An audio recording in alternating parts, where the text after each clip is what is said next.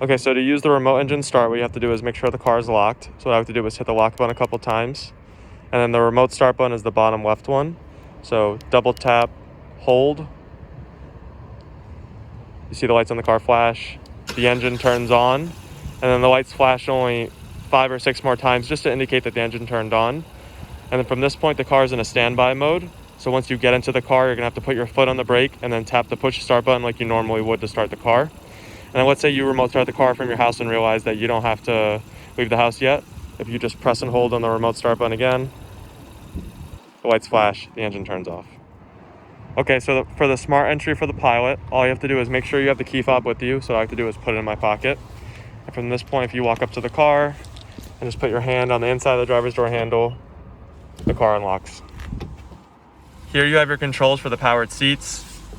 So you can move your seat forward and back. And then this moves the back of the seat forward and back. And then this is your 2-way lumbar support. And then in the back, you have your one-touch second row seats. So if I just press this button, the seat comes forward. Okay, so here you have your new home screen for the Pilot EX. So here, if you have your phone paired, you'll be able to go in there and see your contacts. Settings will bring you to your vehicle settings. And then if you hit vehicle, from here you can access all your vehicle settings. So if you go to door setup, you have your automatic door lock and unlock. If you go back, you have your keyless access setup you can change settings with. You have the walkaway auto lock you can turn on and off. And then the driver assist system setup. This is all your Honda sensing settings that you can change. And then FM is a radio shortcut, which brings you right to the radio. And then from here, if you wanted to tune to a certain channel, let's say 92.3, enter. From there, it brings you to 92.3. And let's say you wanted to make 92.3 a channel preset. So at this point, you would just press and hold down on one of the presets until you see it change. Okay, so to add a Bluetooth phone, what you have to do is click phone, click connect phone, click connect new device. Okay, so once you click on hands-free link on your phone, you'll be able to click pair here. And then from this point, this is just giving your phone audio permission, so you'll be able to play something over the radio. Giving your phone phone call permission, so if someone calls you, you'll be able to answer it. And then internet tethering is so that you can download Honda's new software updates if one happens to come out, so you can download it over your home Wi-Fi at home. So at this point, you click connect without internet right now because we're not connected to Wi-Fi.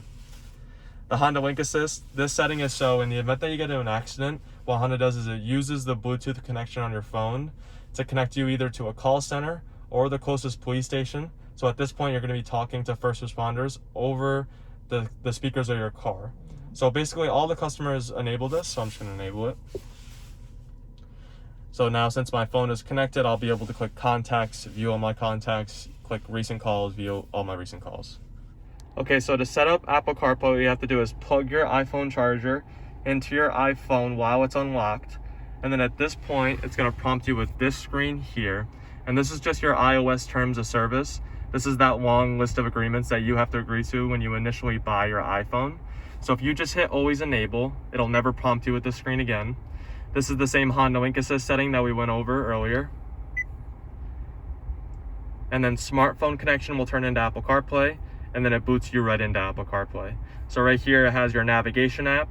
It has some of the locations that you can visit. And then this is the Now Playing tab.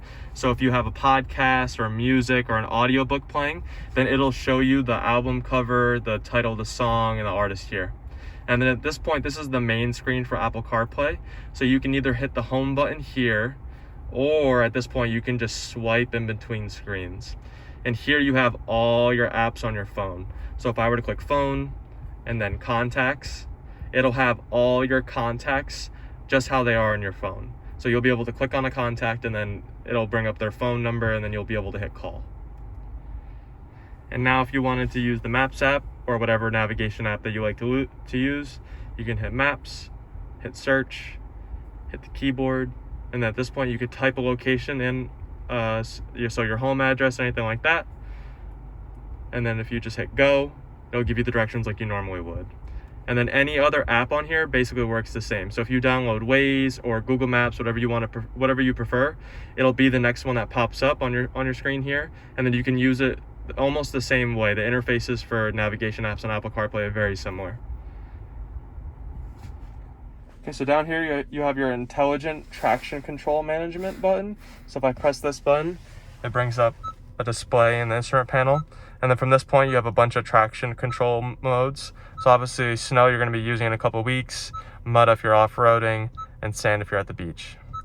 And then another thing too, the Pilot has cross traffic monitoring. And the way that you use that is if your car's in reverse, at this point, if you look at the panel up here, if someone decides to cross behind you, let's say you're backing out somewhere in a parking lot and someone's moving on the either left or right, if your car picks it up, then arrows will start flashing from the side that they're coming and an audible beep will be heard. So it helps you not slam into the back of someone if you're backing up.